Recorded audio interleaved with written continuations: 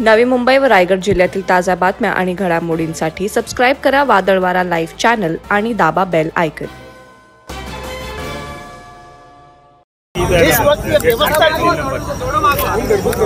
तब राइस नहीं था, राइस नहीं था, तब खाते क्या थे राजा राम, और राम क्षत्रिय था तो क्षत्रिय का खाना ही मांसाहारी होता है। क्या कंट्रोवर्सी, कंट्रोवर्सी क्या, राम का खाना क्या था? कोई बता देवे कि राम मेथी की भाजी खाता था। आप अपने कहे पे कायम है, बिल्कुल इसको कभी कायम है। राष्ट्रवादी काँग्रेसच्या शिर्डी येथील मेळाव्यात शरद पवार गटाचे नेते जितेंद्र आव्हाड यांनी वादग्रस्त वक्तव्य केले। प्रभू राम क्षत्रिय होता आणि वनवासात असताना मांसाहार करत होता असं आव्हाड म्हणालेत। यानंतर राज्यातलं वातावरण तापलंय। जितेंद्र आव्हाड यांनी आपल्या भाषणात हे विधान केल्यानंतर शिबिरानंतर माध्यमांनी आव्हाड यांना पुन्हा एकदा या विषयावर बोलतं केलं। तेव्हा ते म्हणाले, मी कोणतंही वादग्रस्त वक्तव्य केलेलं नाही, मी माझ्या विधानावर ठाम आहे। श्रीरामाला शाकाहारी बनवलं जातंय, पण वनवासात असताना ते काही मेथीची भाजी खात होते का, असा आव्हाड यांनी पुनरुच्चार केलाय। आमदार जितेंद्र आव्हाडांच्या प्रभू श्रीरामांवर केलेल्या वादग्रस्त वक्तव्याचे तीव्र पडसाद उमटताना दिसतायत।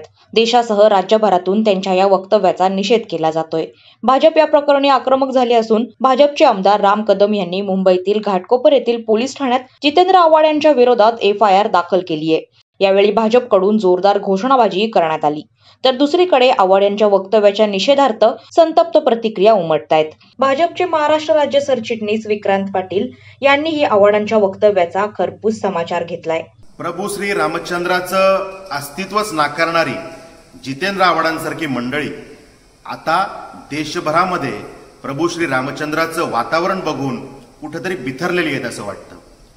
म्हणजे एकीकडे रामाचा तिरस्कार करणं, अवमान करणं हा प्रकार आव्हाडांनी कायमच केला, त्यांच्या सहकार्याने कायम केला, पण आता मात्र राम आमचेच आहेत हे सांगण्याचा कुठेतरी प्रयत्न हा ते करतायत।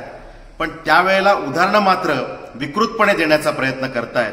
जितेंद्र आव्हाडांची विकृत मानसिकता ही सातत्याने समोर आलेली आहे आणि जर का अशाच प्रकारची विकृती आणि उभ्या देशाची अस्मिता असणाऱ्या प्रभू श्री रामाच्या विषयात जर का अशी विकृती असेल तर जनता त्यांची ही वृत्ती ठेचल्याशिवाय राहणार नाही।